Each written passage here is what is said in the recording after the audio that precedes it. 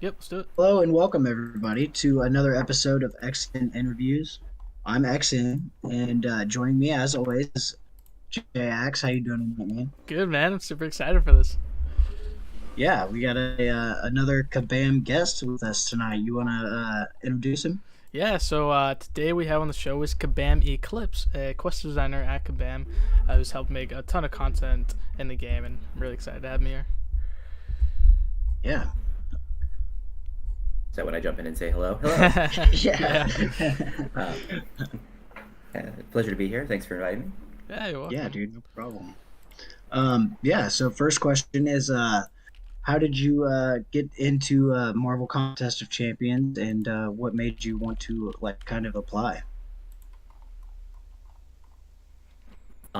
So I graduated from a game design program here in Vancouver back in, I want to say 2013. And Kabam is in town here, and I was looking for jobs, and MCOC was coincidentally sort of launching around the same time. So in that interest, I always kind of dabble in it, and I actually probably applied at Kabam annually for about 5 years before I actually got in the door. but yeah, sort of like largely it was out of interest in looking for work, but every time I was interviewing, I would kind of like start playing it on off and on for a long time. Eventually, it sort of made like trickle off a little bit.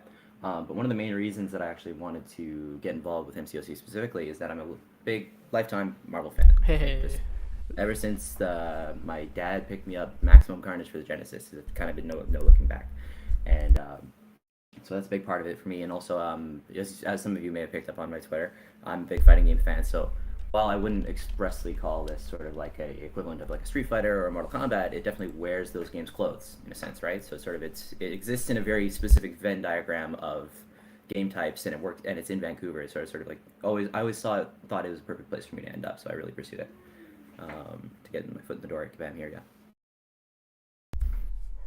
Oh, that's Very awesome. nice. Yeah, Jay, you got another one over there? Yeah, so when did you start working? Um, February 2020, Okay. right before the world imploded. Yeah. I actually got to spend about a month actually working in the office before, especially after trying for so many years in a row to actually get in the door. Then I only got to actually work here for about a month before everything went work from home, which is funny. But yeah. Nice. Um, So, so, do you work in the office now? yeah. Sorry. So I was gonna ask. No, yeah, no, I don't. I work largely remote from my place, just maybe an hour out from downtown Vancouver. And I come in every now and again when there's events. Like yesterday, Kabam had a bit of a St. Patrick's Day party kind of thing. I was in for Nice. that. Still trying to shake off the PNS. And yeah, so it's sort of like I kind of come in for big things. There's a lot of people that do still work in the office regularly, but it's a little ghost towny by compared to what it was 2 years ago for sure. So yeah. Okay. Jay, you got one over there? Yeah, so obviously, most of the Kabam employees have Kabam nicknames. How did you get your name, Kabam Eclipse? So I wasn't sure what to do for the command nickname because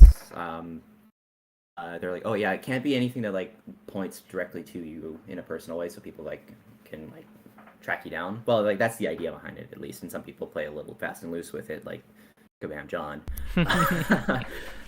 But for me, I was really reaching, and like the last car that I owned before like getting married and all that, I drove a Mitsubishi Eclipse, and sort of like that works, Oh. and I kind of just rolled with it. Um, yeah, and like at the same time, that was right when King of Fighters 15 was launching, and you might see that my icon is the symbol that the main character Kyo Kusanagi has on his jacket, and that's supposed to be an eclipse as well. So it's kind of like tracked really well. So I'm like, yeah, this is cool. I'll do this. Yeah. Very nice. Um, so how long have you been playing MCOC? Um, Off and on basically since it launched. Very sporadically for up until I got hired at Kabam, and then I've been like basically consistently playing for 2 years now because I basically always have my device auto fighting something in the background while I'm working. So yeah, when I started, I was like maybe level 35 or something, and Conqueror. But like I said, because I'd always dabbled in it, I mainly focused on EQs. But now I'm like level 70 or 60. What's the max? 70 stamina, 60 this level. That's right. And like just constantly grinding something. So it's sort of like it was a little bit slow to build to start, but it was there. I was there pretty much right at the start as well. Jay, you got another one over there? Yeah, man. So, okay, so like, what's can you explain some of the stuff you've kind of been working on since you joined the team? Yeah, I've done a lot of different things because when I joined Kabam at first, it was I was actually on a strike team that was not directly tied to the rest of the quest team, like Arcady or Gagi or anything like that. I was off to the side. I was working on like early game player experience stuff for with Zero, for example, and so yeah, at the start I was doing things like the Act 2 rework that we did back in 2020 there. That was my first big piece of content that came out. And then I dabbled in some other stuff with that team, like the Daily Quest Autocomplete and the Parry tutorial. And sort of eventually, once we got through and did like Prologue, which is probably the biggest, most insane thing I've worked on here at Kabam, for better or worse. And then after that, I'm like, I really want to spend some time working on the monthly content for a bit because I felt like I never established that core, like, 9 to 5 version of what the quest designer's toolkit is. I was almost more of a UX designer in that sense when I was working on the beginner player journey stuff. So now I'm focusing largely on just EQs and metas. Metas are going to be sort of my main focus moving forward. In charge of the April one here that'll be launching in a few weeks. I'm picking up ownership of the March one here because you may have heard about Kabam Kurt moving on. Wish him luck in his new adventure. And so this sort of like the main thing is sort of I'm one of the main owners of monthly content right now, probably for foreseeable future, and it's a blast to be able to do this too. It's super cool to sit here and be like, boy, it'd be a fun fight. Pick some character that I like for a meta, because metas are very free reign. You can kind of like, here's your vague theme, just pick some bosses and make something crazy, and we always go off and do what we like there. While saying like an EQ, it's always dependent on the story script. So sort of story script would be like, these are your bosses, and you got to make something interesting out of that, which is also an interesting challenge in its own right sometimes. And no, of course, some story writing stuff too. I've done about 3 EQ dialogue scripts as well. Nice. Yeah. Sweet. So what have been some of your favorite EQs so far? That I worked on or I played? Either or. That's fair. So I've only shipped Safe Haven as like something that I've designed as an EQ myself, because I basically moved right onto that after finishing Prologue. So I have I've got a soft spot for Safe Haven. And that's last month's event quest. Yeah, that's it. Last month, I particularly I had a real tough time building a boss fight around the new Crossbones, because his new kit is very hard to not make insane without with combinations. Because like nothing sticks to him and everything turns into a fury. So you got to be very particular about what you're doing with him, or else he just like immediately becomes something crazy. So that was a really fun and challenging thing to work on. I would like to formally apologize about the Quest 5 map though. The $3 signs, that one had a few too many intersections, causing people to have to sort of pick their paths many times on a single playthrough, which I got a lot of complaints about. I'm like, okay, I'm not doing that again. But I was trying to be cheeky and have all the maps look like something associated with the character, right? With me being a hero for hire, I'm like dollar signs, and That's cool. I mean, Okay. I like that you learn that. Like people like complain about that, like, oh man, this map sucks because this is messed up. But that's cool that you learn from it, because people are like, you never learn. I've got a real morbid curiosity when stuff launches. I'm like on Reddit being like, don't let me be the discourse today, and so I'm always like tracking to see what's going on and what people think of things, and sort of logging stuff away for stuff to improve on in the future. A good example of that actually is also in Safe Haven. There, we had that extra dialogue node at the end of Quest 6. Which a lot of people are big fans of, because it lets us actually do like a story denouement, like just like there's an actual end here, not just like, and then they fight and tune in next time and see what happened. But a lot of people actually found it kind of confusing when they defeat Falcon and they're expecting to get that like end quest role, and then they get directed to go like play their next quest or something, and then they don't get that. I got a lot of reports of about people thinking it was potentially a bug, and I have a theory about what I could do about that in the future. But to sort of like remedy that without just not doing it, because I think we really want to pursue these denouement stuff, kind of extra story beats at the end of something, especially with sort of the big Galactus drive that we're doing this year, as you all are probably somewhat aware of. Oh yeah. There's a lot of big important story beat kind of stuff that's existing through EQs this year that are all sort of like largely connected around Galactus, and we really want to pay off a lot of those things in the EQs themselves instead of sort of being like, and this is what happened last time. So yeah. Nice. Yeah, no, I appreciate that. The final thing, like I've always kind of didn't like about EQs, is that they end really, really fast. There's not like a closing remark. And with last month's event quest, I really appreciated that. It definitely helped the story come to a close, but also teasing the future, right? Which I really appreciate. This is just one step closer to getting closer to Galactus. Yeah. Yeah. So, when you're working on the new meta events, how are you guys coming up with the nodes for like Alpha Flight, what is it, A-Team, stuff like that, the hashtag nodes? Oh, a lot of those were handled by I always forget his command name. Just a second. Hrothgar? Einstein? I think so. Omega Sentinel. He takes the reins on a lot of the cab buff sort of like creation and development, and we're given sort of like a monthly sort of like, hey, pick from this list of stuff to use. And so I didn't have a lot of visibility on the decisions behind the sort of implementation of the tags. I know there was not the best reaction to them in December, and we're trying to take a lot of strides to remedy that by sort of branching out with the class-based sort of exception, so that people can still, if they don't have something that's specifically Alpha Flight, for example, at least if it points to, say, tech, they'll be able to use a tech champion. So optimistic about that, but yeah, sort of a lot of those, when it comes to those, specifically those cav sort of like path buffs, it's a lot of pick from this list what works with these champions that you have on this path, that kind of thing. So, all right, Jay, you got sounds a little one? less. Sounds a little less sensational when I say it that way. No, you're good. It's fine. Okay, so what are some things you hope to accomplish? We kind of like said like what you've worked on. What's something you're hoping to accomplish? That's a good question.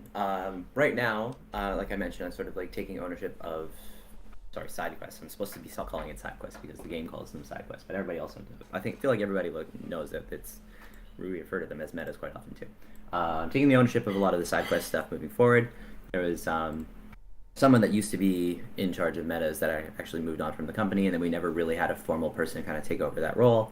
And there was some discourse around metas towards the end of 2021 there that were sort of like, okay, we want to sort of like right the ship a little bit as far as like metas and side quests are concerned, because like things were getting a little too like different from month to month, and like players didn't have enough consistency in what they could expect from a meta. So sort of what we're trying to do right now is really reestablish that confidence in that in this mode by making sure that things are a lot more consistent, resurrecting a lot more old meta types. I think that's going to be a major thing that we're going to be moving forward through the rest of the year. Okay. Is sort of like bringing back a lot of the greatest hits and then doing them a little bit more often to be like reestablish a sense of normalcy, so we can then do some crazy stuff again once we've established that sense of normalcy to sort of like mix it back up. But we really kind of got to go back to base for a little bit with side quests. So I think the reception has been pretty good so far. I know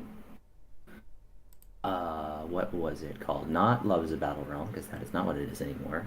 It was, what do we call that meta? The Iron Man Mojo side quest that was just here. Oh, yeah. Iron Man. Yeah. All my Iron Man. That's it. Thank you. Sorry, there's so many quests now. It's hard to keep track from day to day. And reception that was really positive. I think a lot of like the mini EQ ones always have pretty solid reception, so it was a good base. Especially sort of we had a similar one back in December that went really well. Actually, that was one of my metas I was really proud of. So yeah, it's sort of like right now is a big part of it is to try and like reestablish consistency in what a player might get out of a meta and how much effort they actually have to put into it as well. So like while still keeping it fresh from month to month, because we don't want to just do a mini EQ every month either, right? And then also I'm the guy that keeps making Nova be in like the forefront of stuff. So I'm trying to put some shine on that guy. He's one of my favorite characters. We like Nova. Yeah. I like him. I like how he's I've been paying attention to the story, right? I think it was in the Eternals event, right? He said he's like building a team for cosmic threats. which I'm really excited for. I mean, like who could join that team, right? Like we're getting like these things where he's kind of like he's such a like almost like a space cop, right? And he's building this team for who knows what threats. I mean, Galactus for one, right? But what comes after Galactus? I'm excited to see what. I can't say anything beyond that. Yeah, no, I got you. He's a one-man police. He's a one-man police corps, so he's gonna want to build out some backup, especially sort of in the battle realm. Officially, he's the only Nova Centurion there, so he's gotta be a little bit more resourceful and maybe pull on some Guardians of the Galaxy strings or something like that. Because he was, in the comics at least, he was very fundamental in the forming of the modern version of the Guardians of the Galaxy. Oh yeah. Back during Annihilation Conquest. So sort of like that's the angle I'm trying to go with, is sort of like Noah's building a squad to back him up, even if you compare it to something like, say, Annihilators, right? Back in 2010-ish? Yeah, it's around there. Yeah. So. Dude, my favorite part last year with one of the event quizzes where he beheaded Null's dragon. Like, oh my goodness. I can't take credit for that one. That was actually all Kabam Eclipse, but he likes to go, like, especially with a month based around Null and Anti-Venom, he's like, we have to make it metal. So he's like, he went for it, and it paid off. It worked really well. Yeah, that was really cool. Very nice. So are you excited for the input update? Yeah, I don't have a ton of visibility on that, and I'll confess that my personal device and test device are actually both Android, so I didn't have a lot of problems with parry input timing throughout the rest of the last year.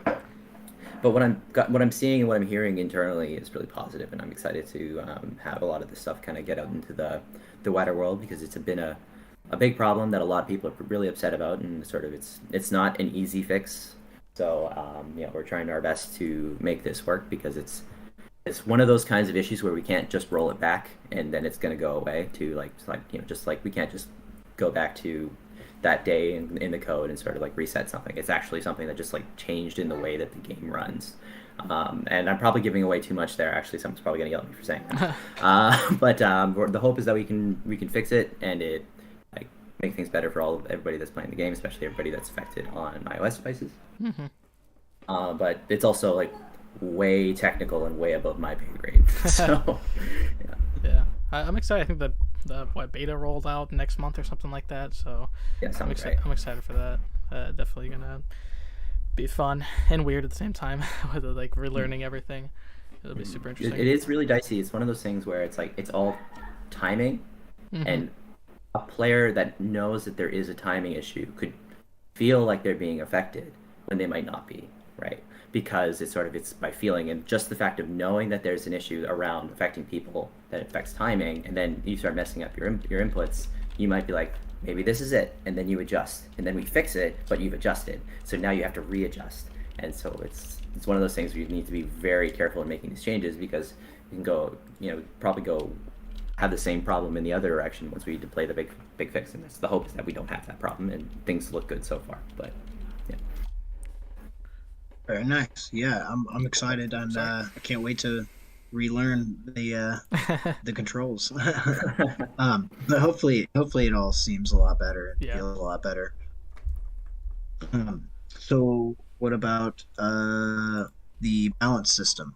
Are you excited for the balance system? Rating system. As an internal person working at Kabam, yeah, no problem. As a person that actually works at Kabam, I'm actually really excited about it. I know it's a little bit of a hot button topic right now, a little bit controversial, right? But we've got so many cases of such crazy characters that are so powerful that just were never able to be changed, like say your Corvuses or something, right? And we actually have to work around him in tons of content, where if something was able to be shaved off a few months after he launched, to sort of make him maybe not a 14, but maybe an 11, that kind of thing would actually benefit the game in the long run, right? But it is tricky when it talks to stuff that people are like, I'm paying money to try and get this character. I'm paying money from the resources that I'm getting to build up this character. So we have to be very delicate. So the main thing that I would say about that, and also it's also one of those things I don't have a lot of, like I said, I don't have a lot of input on it. It's a balanced design sort of driven decision, and it's not really my department.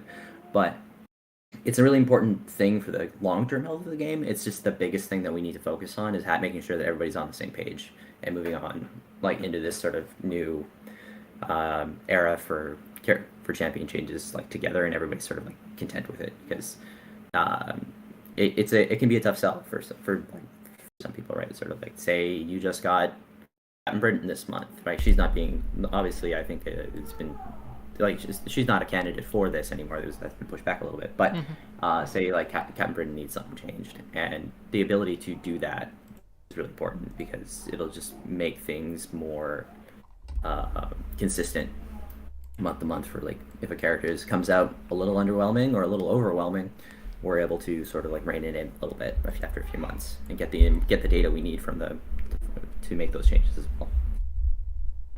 Yeah, I like that.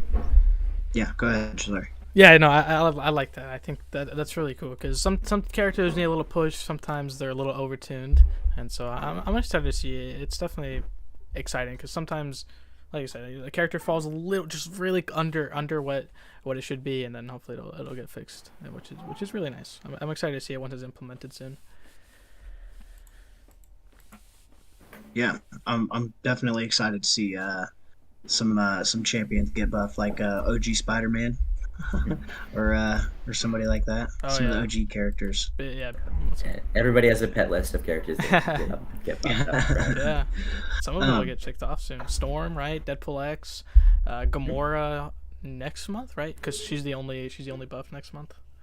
I believe that sounds right. Yeah, the other one got canceled. Yeah, it gets into the territory where I'm like, I could say something. Yeah, I don't want to. I might be spoiling something, because like some of your viewers may not be aware. I only joined on the CCP like a couple weeks ago. Yeah.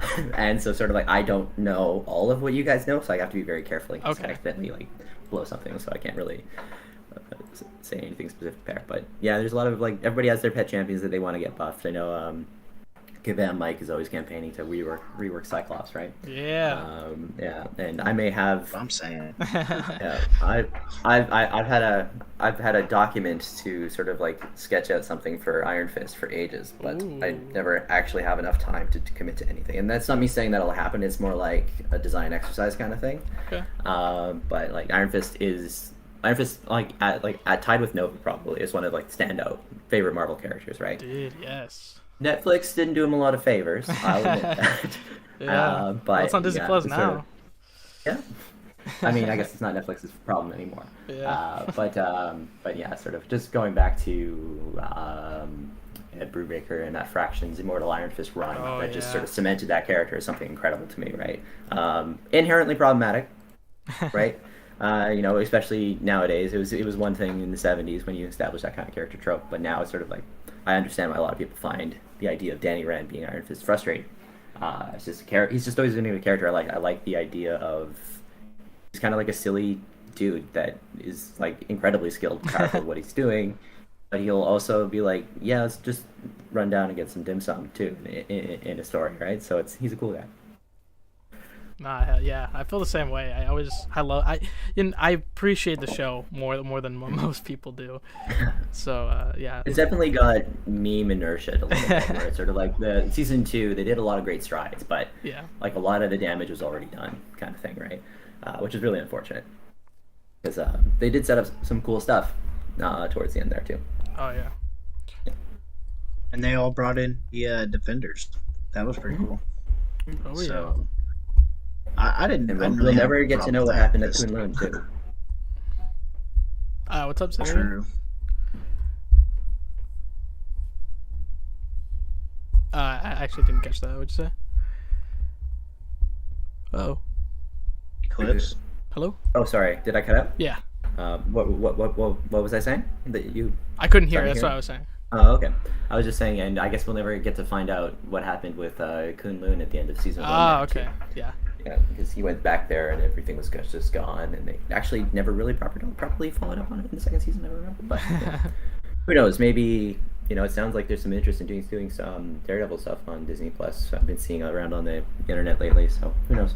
Oh yeah, Daredevil season 4 is it happening? We will find out. Oh, that would be nice. Yeah. Bring Charlie Cox back. Yeah, I mean, yeah, they already did, right? Yeah.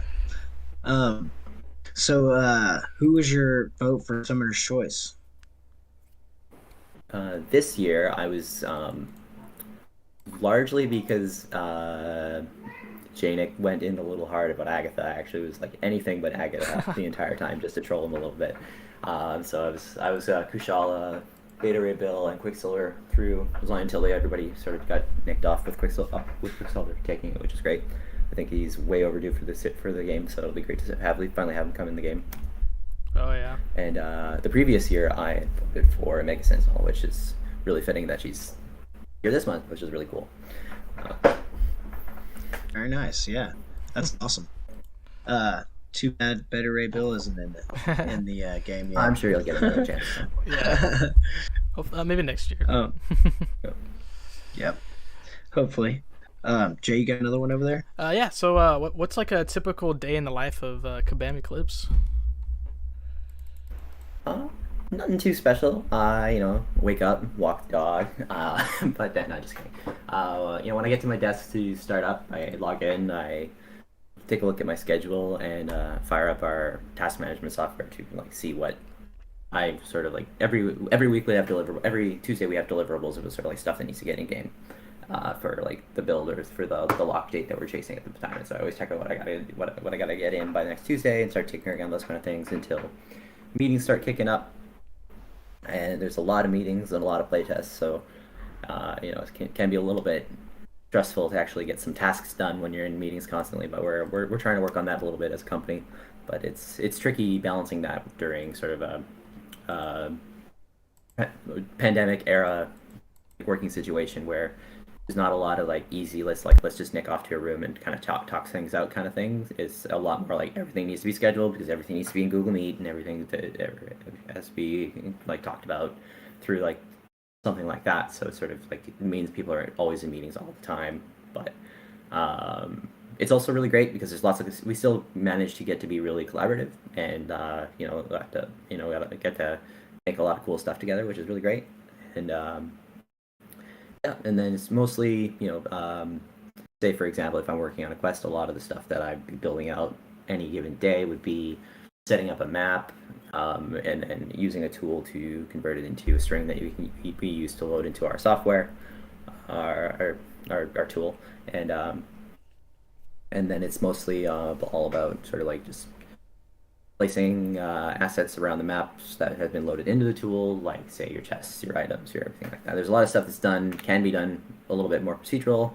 We try and capitalize on to save time, but many things need a hand touch. And if you look at say an EQ, that's a big piece of content. It's a surprisingly big piece of content that I don't know if sort of, you get your 6 quests, but you also have the 5 difficulties for the quests. And then everything has to be a certain amount of paths, certain amount of energy spent on a path, certain amount of enemies per path, those kind of things. So there's a lot of things that you have to sort of like make sure to manage while you're building out a quest. And then of course, playtesting the content to make sure it's actually fun and engaging. And ideally, it's sort of like touching the right difficulty for the right point. For example, say a quest 1 in say Cavalier, it's sort of like the main thing that we tune around and that we kind of tune back in a very sort of like methodical process for a lot of difficulties below. But like with a quest 1 in Cavalier, the main goal for the way that we tune the difficulty in the quest 1 is if somebody just got Cavalier, we need them to be able to handily still be challenged, but be able to handle this content, right? It needs to be like that kind of, it's tuned for, I just turned Cavalier, but I want to make sure that turning Cavalier felt worth it, so it needs to be a little bit easier than what it takes to necessarily get to Cavalier, right? And then you kind of got to go up from there. And then sort of like your quest 6 is supposed to be sort of like ideally the hardest quest in the month. That might change a little bit because every EQ we have 2 new champions that we're trying to show off, and sometimes it's a much more prudent thing to highlight what's fun about the character than necessarily make the fight more challenging than say like the quest 4 quest. So more often than not, I actually feel like the quest 4 boss might be harder than say quest 5 and 6 ones, but the main point in your quest 5 and 6 is to sort of like help emphasize what's cool about the new characters coming in, right? So a lot of little balls you gotta juggle while you're building out a lot of content all at once. How long does that usually take? Like, how much do monthly quests take? I would say about a month and a half of like us building something, and then it gets another month or so of testing. We kind of we try to keep working about 2 months ahead. For example, right, I mentioned that I'm working on the April meta, which is launching soon. It's largely done and ready to go. While I'm ramping onto the May meta now and starting to think about, say, the June EQ. Okay, can't say anything about what any of those are, but it's just sort of like we gotta work pretty far ahead. And even when it gets to the narrative stuff, for example, we need to work a lot further ahead because a lot of decisions are made based off of sort of what we're doing in those stories. A lot of like the art for the act banners and stuff needs to be in theme with what we're trying to write. So we need to make sure that we have all that stuff set up before an artist can go and do that kind of stuff. And then we also need to choose all the bosses from the EQ scripts before the person that is handling the actual quest design component of the EQ can go and build their bosses and stuff. So sort of like the narrative stuff tends to be written maybe like 6 months out, for example. Like I'm starting to be thinking about some of the stuff later in the year, maybe even in the back half of the year now at this point for narrative stuff. So yeah. That's awesome. Everyone super appreciated the narrative roadmap that we got in January. So yeah, it was really exciting to see what almost all of the content, at least narratively wise, what it was going to be, which is awesome. And hopefully we can stick to it. We've had some stuff needing to get shuffled around in the past, mainly due to a lot of the stuff going on with Disney and MCU during the start of the pandemic. There, a lot of stuff shuffled around a lot, so it sort of made things tricky.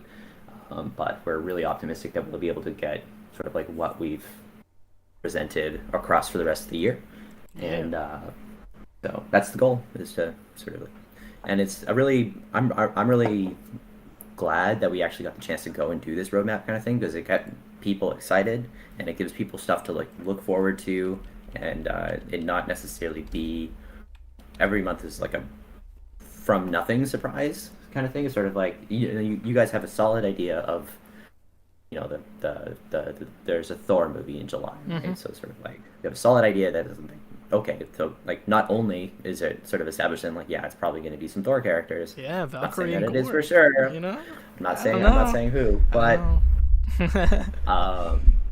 but you also sort of get to emphasize like how does that hook up with this big overarching galactic story that we want to tell, right? Sort of, so there's a lot of cool stuff we can do there. No, I like that. In the narrative roadmap tease, we obviously had Multiverse of Madness in March, May, and I think in that, what we were told is like Doctor Strange discovers a galactic secret, which is really interesting. So that'll be really interesting to see. First off, what characters we get, because that movie looks absolutely insane. I heard there's like there's definitely a lot of candidates that could be in there that like even some curveballs, I'm sure, that we might not even be aware of. So. Yeah. Which it was just cool. Like, I like that. Like it's like, especially with this new X Swords event, it's not really like super like based on like super on the movie, right? Super like one-on-one to comparison. It's always like almost like a Kabam spin on the source material, which I really appreciate, because you don't need to watch source material, or you do, and you get even more appreciation for what you receive, which is pretty dope.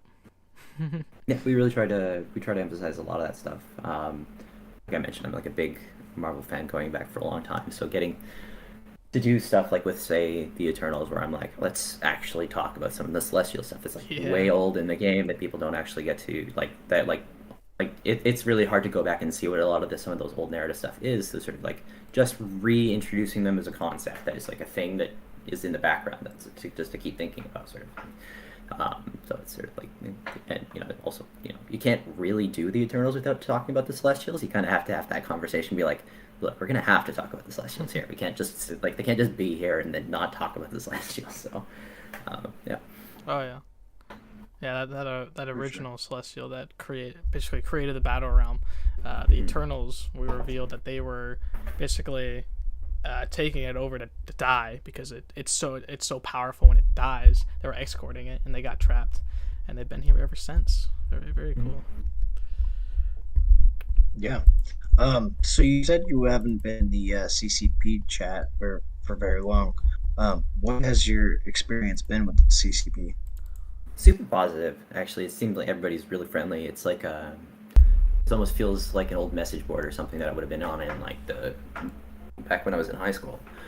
Just everybody's like really keen to hear lots of great stuff, and it's sort of talking to people some of the people that love the game the most in the world and have like a real big passion for wanting to see it succeed and stuff too. So it's really great to talk to everybody and get to know everybody a little bit more. So yeah, like I wish I got in sooner. In hindsight, I kind of was always busy with non like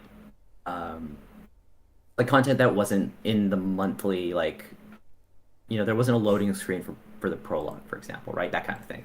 So sort of like it was not always necessary. I tend to get very distracted by something with like Discord, right? So I've had to make a point of keeping it on mute a lot because I'm a person that needs to clear notifications. Yeah, it's been a great experience. I'm really impressed by the community that they built up there. Yep. Very nice.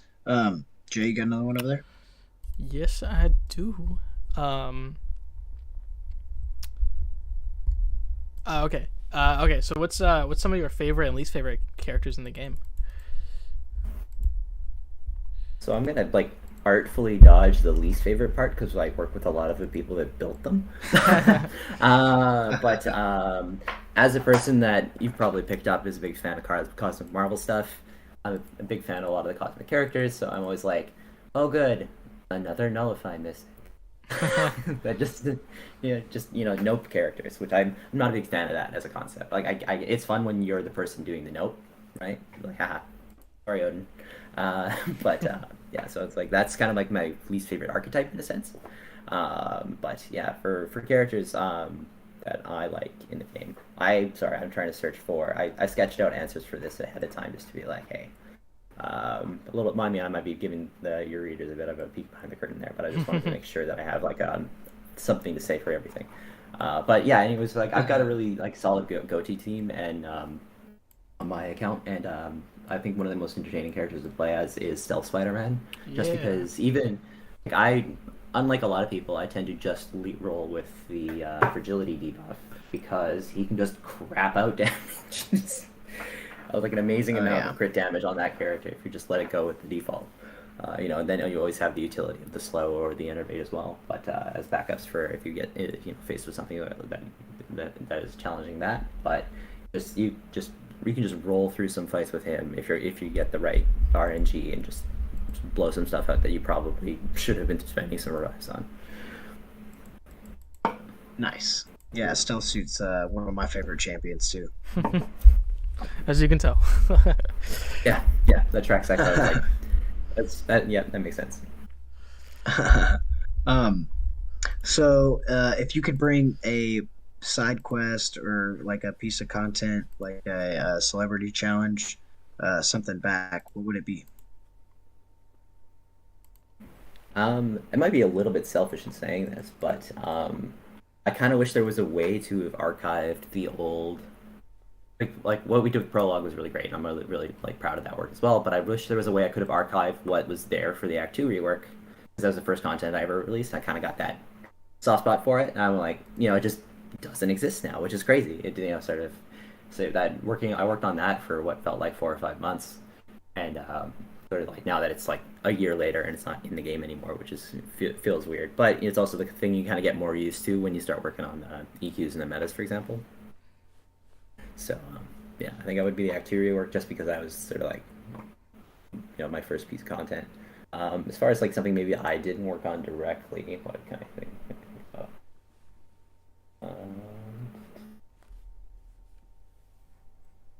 I think the Shang-Chi Champion Challenge was pretty fun. Yeah, back in September of last year, I think what they did there was cool, and it kind of shook up what we do with Champion Challenges a little bit, or different from say what we did with Spider-Ham. If I recall correctly, they were different in some way. MSD's typing. Not great. That's what he said. Yeah, it was pretty tough. I don't think I did it. I don't think I fully explored it. Oof. I did not have the roster for that. Yeah, me either. I very rarely end up finishing the champion challenges because it's not even a roster thing for me. It's just a stamina thing. I'm like, okay, that's enough. This is a very long quest. Yeah. Yeah. Yep. Yeah. So Jay, you got another one over there? Okay. Yeah, if you could add one character to the game, who would it be? So I mentioned that I was interviewing here for years before I got here, so I've always had some connections here at Kabam and friends and stuff. I've been pestering people to put Frankencastle in this game since like Ooh. year 2, right? Mostly because I'm like, this would be cool, right? It's still got no bites from anybody higher up saying let's do it. So it's I don't think that one's actually going to happen. So I'll probably have to settle for another pet favorite of mine, which is Machine Man. Oh, okay. Specifically Nice. sort of like the next wave era Machine Man, because that's probably one of my favorite comics of all time is Next Wave Agents of Hate, and yeah. Nice. Yeah, I think Other Gabe would be proud. Yeah. Yeah. Even actual Kabam Gabe, I think he said he also wanted to see Machine Man. So maybe one day. Yeah. And we're always looking for more techs to get into the game because if you break it down numbers wise, tech is kind of the class that's lagging behind in like volume of champions, and we're always trying to like get more tech champions through. So that's why I've been pushing for him as opposed to some other characters. Okay. Yeah. Machine Man, very nice. Yeah, tech. That's what Mystics. I think Mystics is Go actually ahead. the lowest. But it's only like a 2 I difference. may be wrong. I also have It was. insight as to what is coming up Oh, for the yeah, rest of the true. year, so the numbers might shuffle around a little bit. No, I don't think I predicted that many techs in the future either. So I wouldn't be surprised. It gets tricky because we work around the Marvel Cinematic Universe a lot, and as the years have moved on, this MCU has gotten very cosmic for it, Yeah. which is great for me, but it also means that like we're like trying to avoid doing cosmics in non-MCU months because the MCU movies is where basically the bulk of the cosmics is going to come from for roster for moving forward, because they kind of eat up that volume, which is unfortunate because it means a lot of characters kind of have to wait for their turn in the MCU. Yeah. But sort of, it's just it's a hard balancing act, right? And I don't have a lot of influence in those decisions. It's more like, hey, here's 30 characters that should be in the game. And they're like, yeah, we'll put it on the list. I'm like, okay, cool. I'll see you next week for 30 more. But yeah. Yeah. Okay. Yeah, I think like you're saying, probably at least cosmic this year, because I think from my predictions, right? I think the only cosmics are going to be in July and December. So July, obviously, Thor, Love and Thunder, right? It's got to be a cosmic month. And then December, I think, is the Guardians of the Galaxy event, which also cosmic again, MCU, right? But I think the only one I can neither confirm nor deny. Yeah, but I'm just spitballing. I think June maybe, like we have the Skrull and the Kree Empire fighting against each other, like that, tale of the wars. So maybe like Hulkling, I don't know. But that's just spitballing cosmics. But other than that, I generally don't think any other more cosmics are coming. What about the Nova quest?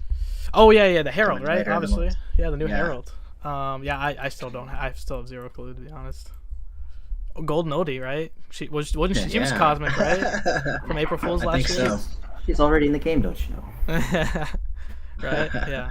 Golden Odie there. That's who it was. Wheat cakes and all. You gotta get your Yep. cake sacks. Okay. So, out of the past year, who have been some of your favorite buffed characters? Assuming you mean champions. Yes. Yeah, I probably mentioned it already, but the Crossbones character buff, not from a lot of experience of playing him, but like building content around him. It's such like a unique challenge because like nothing sticks to him, so you really need to get creative, like as far as like debuffs and stuff. So I think he's one of the more interesting ones for me.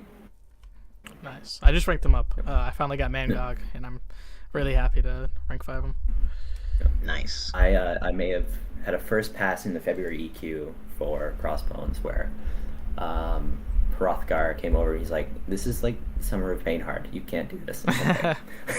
But I think they took a note down about what was in that buff compilation. So who knows? But Nice. Jay, you got another one over there? Okay, so if you could, well, I guess you said I don't know if it's different, but you already said Iron Fist, right? But if you could buff one character, who would it be? probably would stick with the Iron Fist thing. Yeah. I think I I kind of want to at least pencil that out before I start thinking about like someone else that I'd like to see. But also, like, there's no guarantee that anything that I jot down like that will ever sort of see light of day either, because very much not a champion designer. So yeah. Yeah. Okay, if you could change the contest for the better, what would be something you would bring to the table if you could do it? I really want to see the game giving players more ways to sort of express themselves through the game, whether it's, say, like some sort of like visual things that you can have beyond just profile pics and titles. I think there's a lot of sort of like not in-game stat prestige, but a lot of like sort of like prestige stuff that I think a lot of players would really appreciate in that sense, because sort of like not only say like a Cat Murdoch, right? Sort of like she loves Medusa, but you know she kind of has to wait for every, I don't know, like 8 months or so. Someone's like there's going to be a Medusa profile pic or something, but it's like I kind of wish there was more for someone to pursue along those lines to sort of like really be like, this is what I love in MCOC, and sort of like be able to sort of present that to like the way that the rest of the community interacts with your profile and like AW, AEQ, whatever, right? So it's like cosmetics, right? Like customization. Beyond that a little bit, but yeah, like that'd be a big part of it, right? So yeah, we did a lot of experimenting with that in Mcoc, and I'd like to see some of that stuff kind of get folded over, but it's very different games and very different systems. That sort of would be a lot of like very different approaches would have to be taken anyways. So. Oh yeah. Yeah. So what are you most excited for from the previous Dev Diary Was it Masteries 2.0, Alliance Raids, Relics? Probably Strikers. We had a really great taste of them back in the January meta there.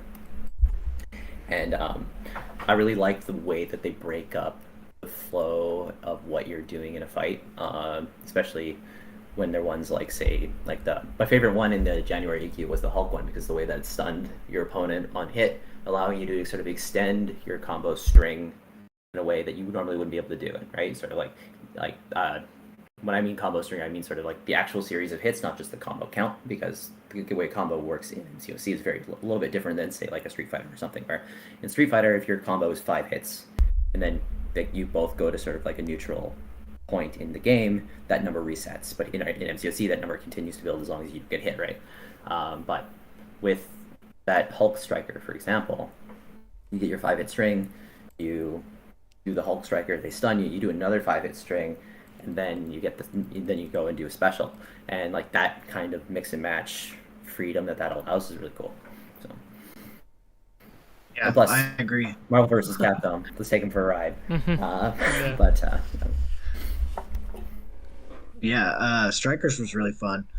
How would you feel about going against a champion with a striker? Ooh, like a champ kit? Yeah. That'd be cool. Yeah, I'd like to see it. We haven't gotten a chance to actually like playtest that yet. It will be something that we'll be looking to doing down the road for sure. Cloak and Dagger? I think. Yeah, I mean, it's one of my favorite pairs. Yeah, I'd love to see stuff like that. So there's even stuff where it's sort of like be nice to be able to do something like say if we had Strikers back when the Fantastic Four came out or something like that, right? Being able to have that be the way that would work, as opposed to what we did with their synergies, right? Yeah, because that's kind of like, because their synergies they do those cool extra effects that sort of like add even just actual VFX to their specials, which is really cool. And we'd probably be able to push that further with Strikers. So yeah, that'd be so cool. Yeah, that'd be pretty neat.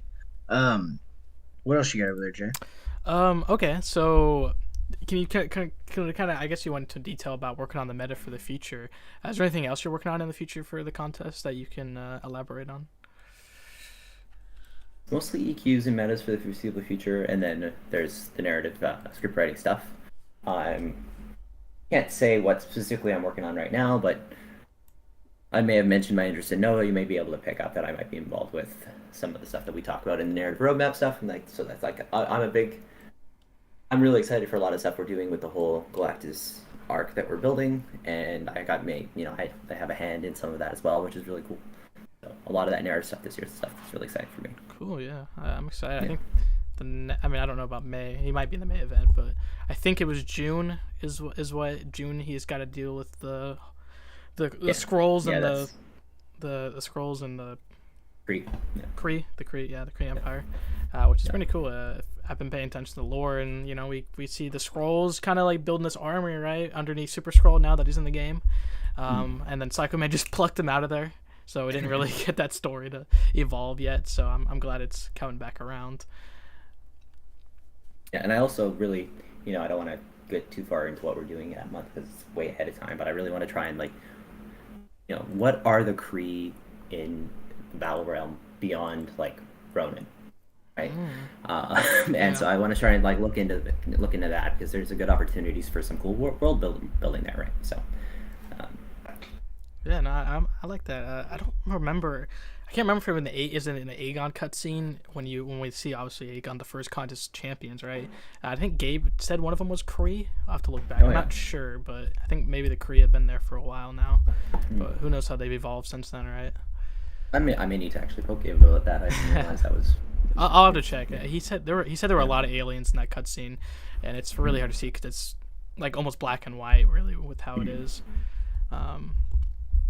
But yeah, no, it's awesome. He's Kree, can't you tell? He's clearly blue. No, that's cool. I would love to see like that cutscene, but like especially like with all like the character reveals that we have, like these 3D. Okay, there we go. There's some aliens. That might be a Kree soldier right there in the middle. It looks like it. Could be. It's hard to tell. Like I said, like it's really like just ink, not really an ink motion comic. I don't have the image in front of me, but if it's it's in the interview chat. Armory, yeah. Oh, okay. If it's kind of Spartan armory, it's probably Kree. Yeah, and Aegon fights him, and he dies. Yeah,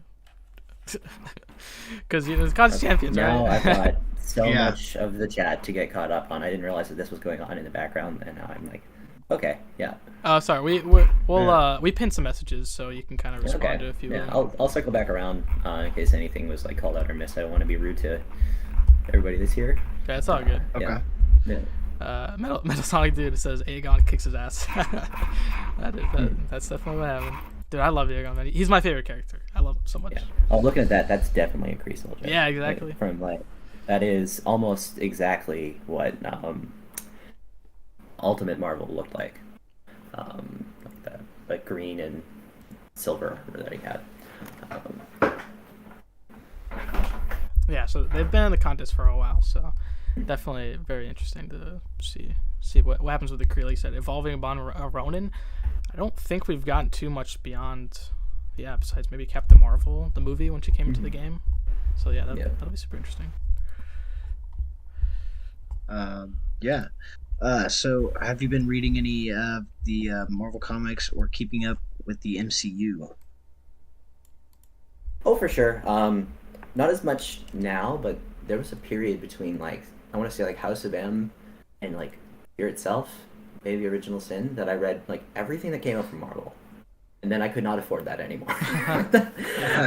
So now for the last, I guess that's coming up on 10 years really, but for the most part I actually kind of just follow Marvel through like sites like say like a Newsarama or comic book resources or whatnot to be like just kind of see what's going on, and and then every once in a while I'll pick up a series that like really catches an interest for me, like say Kara Andrews' Iron Fist Immortal, the Living Weapon came out a few years ago. It was really cool art. And so that's a good example of that.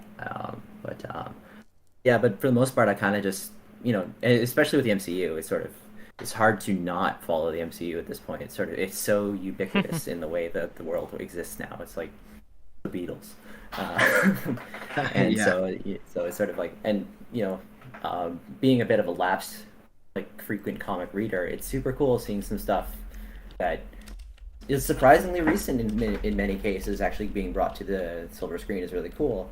Like you get your Kamala Khan Ms. Marvel trailer that just came out. Like she's like considering like the legacy of the Marvel universe for the comics, right? She is a remarkably young character, and I don't just mean because she's like a 16-year-old girl. I mean like this character came out in the last 5 years, while and then on the same note, you're getting things like when Black Panther gets a movie, he's a character that's been around for more than 70 years now at this point. So there's such a crazy mashup of legacy in the MCU, which is really interesting because sort of like a character like Null, who's been around for like 2 years, technically, like as a named character. Like, yes, he's something that existed in the background for ages, but like if he were to ever come to the MCU, for an example, he would be very much on the same side of like shock and awe as something like a Thanos, who's been a major thing for comics for ages. So it's sort of like there's a lot of cool ways that timelines kind of mash up in the MCU because it's sort of this like mashup of the Marvel universe in a sense, right? So it's super cool. Yeah. Especially the way they tie all these big events in, like Spider-Man and Doctor Strange with this new one, and the whole Infinity in Endgame. It was super badass. Yeah. So, what you've caught up with all the Disney Plus series and stuff? Yeah, for sure. Really looking forward to the Moon Knight one. Sort of in the opposite extreme of sort of like I mentioned how much I'm interested in a lot of the cosmic Marvel stuff. The very sort of like grounded street level stuff has always been really cool to me. Like Moon Knight was always a favorite for me. The Charlie Houston, David Finch series back around the time of Civil War was always a favorite. So sort of getting to see this character come out, like Moon Knight is a crazy character, right, depending on the interpretation. Like there's so many wild different takes on that character. So seeing what they might do with him for the MCU could be really cool, especially because it looks like they're doing some fairly unique stuff, even because he seems much more of like a ceremonial kind of like dressed kind of character now. He seems much more of an actual import as opposed to sort of being like white Batman. So yeah. Yeah. I'm definitely excited for Moon Knight. I'll be excited to see maybe a Blade in there. Yeah. Get some Midnight Suns or Marvel Knights going on. Yeah. What do you got else? What else you got over there, Jay? Okay, I think I only have like one question left, right? Actually two. But what are some of your favorite fighting games? Obviously, you said you love fighting games. You said Marvel vs. Capcom, Street Fighter. Yeah, growing up, it was always Mortal Kombat for me. I've kind of drifted away from it a little bit in recent years. I didn't love 11, but like Mortal Kombat X is like one of my favorite fighting games of all time. Like just the way you can just go nuts in that game is very different than many fighting games, and sort of like just unrelenting pressure. And I think that's a big part of like what I'm starting to learn not like from other fighting games, like say Guilty Gear. Guilty Gear Strive is a big game that just came out in the last couple of years. They actually just announced their last character for this season. Which I need to circle back around to watch that trailer because that looks very exciting because he's a character that I've been wanting to see for a while. I don't want to spoil it for anybody that wants to go watch it themselves. But yeah, Guilty Gear is a crazy fun fighting game. If anybody has ever looked into giving it a try, it's got, it can be very technical, it can be very challenging to sort of to pick up and master, but it's one of those games that really rewards you for putting in the time. But one of my, I would not say I'm good at any of these fighting games. I just enjoy them so much, and they're the ultimate sit on the couch and just kind of play with a friend of like close skill is like one of the best times you can have, right? Sort of, I think that's a big part of why Smash is so big, because it's the ultimate couch, not co-op, but couch competitive game, in the sense that you can just sit down and everybody has a pocket Kirby or something, right? So it's just everybody can just play Smash, and it's such a great experience. So so just always chasing that. If it's not something like Smash, then it's going to be Guilty Gear or Mortal Kombat, Dragon Ball FighterZ. Dragon Ball FighterZ is fantastic. Shame about the netcode. Yeah. Thanks. Yeah, I grew up on some Mortal Kombat in the '90s with my brother. Yeah, I played with my family as well. We love them. Nice. What else you got over there, Jay? All right, let's get to some comment questions. So MST says, is it ever disheartening to see people completely ignore Cavalier nodes? Does it take a lot of time, since it takes the time to build it? I wouldn't even just put that on Cavalier nodes. I would just say nodes in general. There's so many instances of people sort of like not picking up on what a fight is because they don't read the nodes, and then you sort of like, no, you have to, it's a problem with, I think, some of the way that the UI for that is kind of built around, and it's something I know that some of the Origins team is just kind of looking at addressing. Sort of like some people don't even know that nodes are there some half the time, kind of thing, right? And sort of like, no, this is important because you might get a node like say buffed up where you're not going to do damage unless you get a few buffs on yourself. So like you need to know that that buff's there, or else you're just going to lose. So sort of it's one of those things that sort of can be tricky, and it's always like kind of wish that it would just be like on the loading screen. Here's the buffs we showed you. It's on you if you didn't read it now, that kind of thing. Because right now you can very easily kind of just skip past. Sometimes it's fun to guess it's fight, yeah. Yeah. Yeah. Fun. Notes are fun if you read them with the right counters. What else you got over there, Jay? Anything? I'm just going through the chat, making sure we didn't miss any questions. Okay. Would you be open to asking or answering some questions from chat? Quick rapid fire. Oh, for sure. I mean, I'll have to be a little bit careful. I don't want Kabam Mike coming up and being, hey, we need to talk. Yeah. Yeah. He's like Kevin Feige. He's got the rifle ready. Yeah. From the red dot.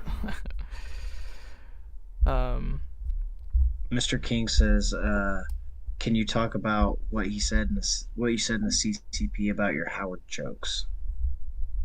Yeah, so I wrote the April EQ last year. That was actually the first script that I went through. The Mroc Round 2 Clash of Champions. That was the one where I, every act name, the chapter name, and the quest name, the names were all Marvel vs. Capcom references. Mm-hmm. Oh, you were the one who did that.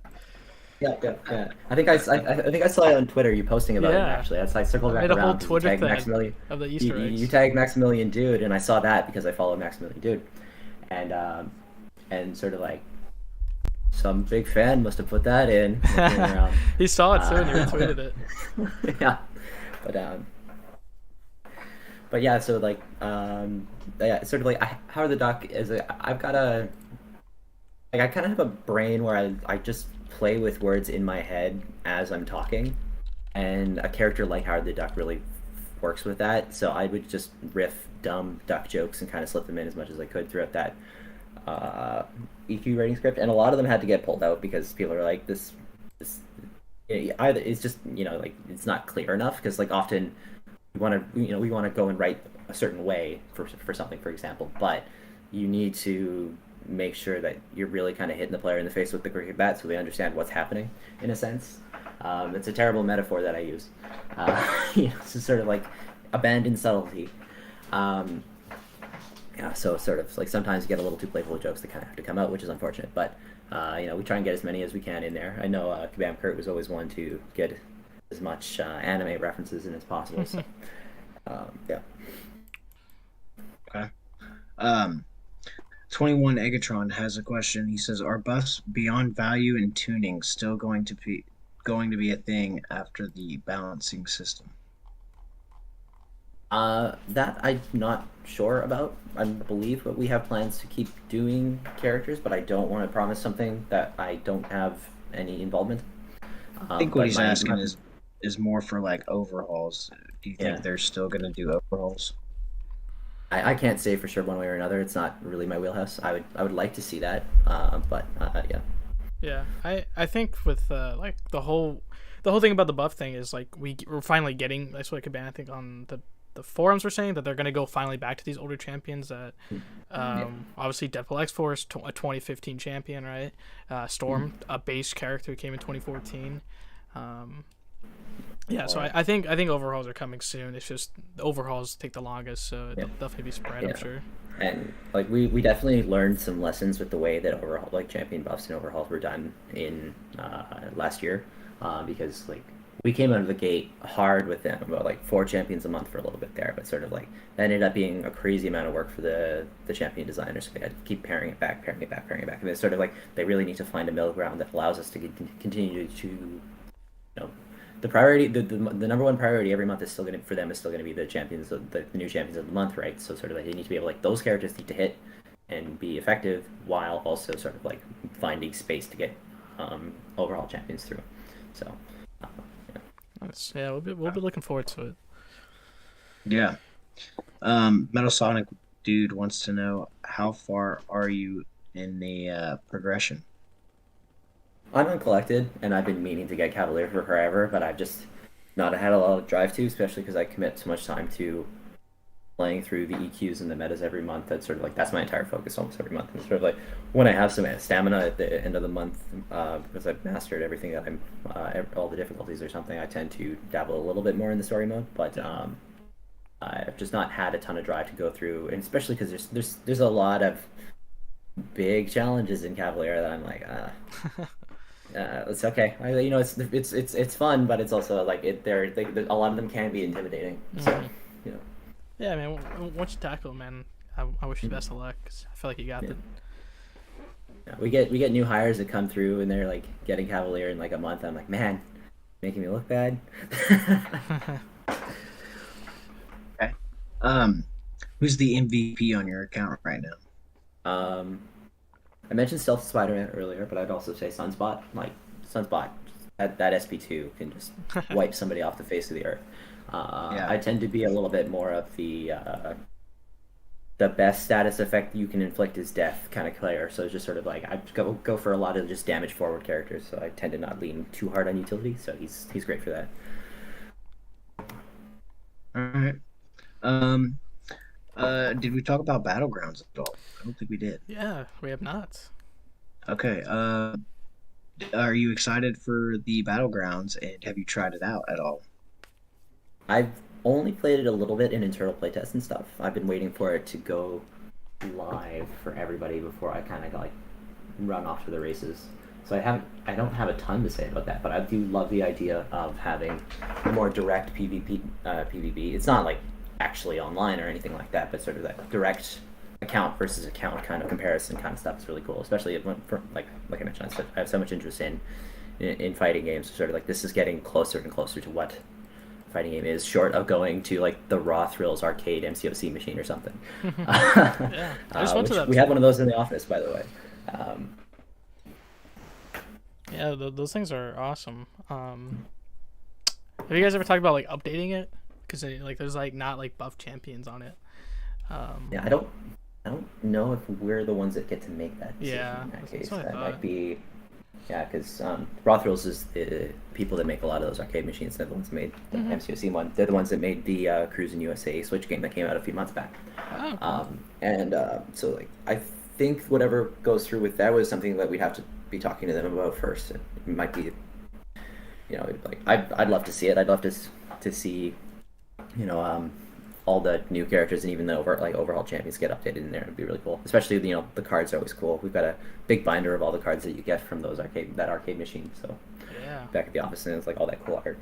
Series 2 came out last year, and it's been still haven't collected all of Series 2, but man, the art is beautiful. See if I can post. Yeah, some shit. if I could get them all, I would. I don't have a D&B near me. Yeah, mine's like an hour away in Austin. We go every chance we can, and I just sit there at the Dave & Buster's, auto fighting to get the cards. $1. Oh man, it's like 8 points too. It's a lot of points. Like I think I go in like 200 points, and then it's 8, and then I play both sides, and I use like Nick Fury or Venom to just shred the opponent and then get the card. Because the auto card, you click a button and it can dispense the card, but it doesn't work. Yeah. So, Oh really? yeah, and they can't fix it. They say it's like actually broken. That's interesting. I actually completely forgot that it is sort of like a snapshot into what the game was like 3 years ago, which is interesting. From a game preservation kind of standpoint, that's really interesting because like people can't see what the game was when it launched anymore without going and finding like old YouTube videos where things look very different. Even as simple things like the pre-fight screen look very different, right? Yeah. But I definitely sidestepped the question there. I apologize. I don't have a ton of experience actually playing Battlegrounds, unfortunately. But I'm looking forward to it getting into the wild, so I can jump in there with everybody else. Nice. Yeah. Me too. I've played a few games. It's pretty fun.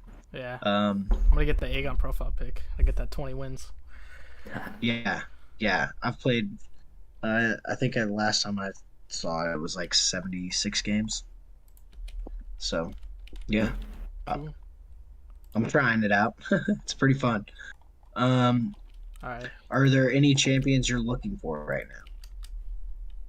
Well, I mean, just like everybody, I'm looking for a Doom. now?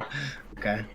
Yeah, actually, yeah. So I've got about 16 maxed out 5 stars on my account right now. I'm sort of like I always try to go like 3 of each class, so I can be like before I go up to the next tier of like focusing on like say 6 stars. So I was trying to get 3 of each class, so I have like a five champions to play with in like EQ with story mode. Then I have my uh, AW team. I have my AQ team. I also have my AW defense team, and it's sort of like, and then a couple spares for like edge case kind of stuff. So I'm like always like I'm trying to finish off that sort of like 18 champions, 3 of each class, maxed out rank 5 star, rank fives, and then sort of like start pushing into to 6 stars a bit more.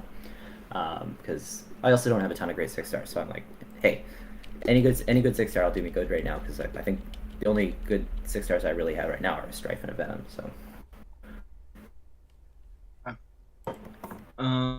Jay, you got anything else over there? Nah, man, that's all of my stuff. I'm just looking forward to the future.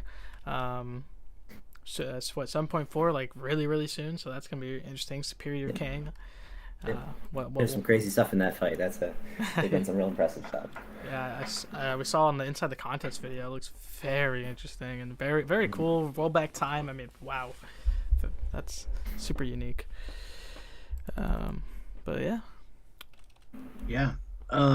Is there anything that you would like to share with the rest of us, or before we get out of here? I guess.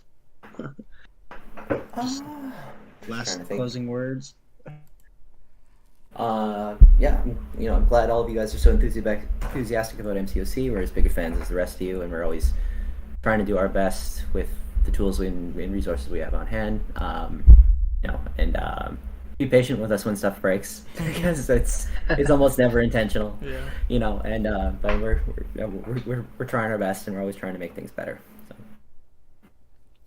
Yeah, for sure. We appreciate it. Yeah, we love you guys. Don't Keep blame. up. Yeah. Don't blame Mike. Go read Next Wave. Go read Next Wave. And Immortal Iron Fist. And Jason Aaron's Ghost Rider run. And all right. Yeah. Cool. All right. Everybody have a great night. Thanks, Jay, for streaming us on Twitch and YouTube. And we'll see you all next week. All right. Have a good night. Bye.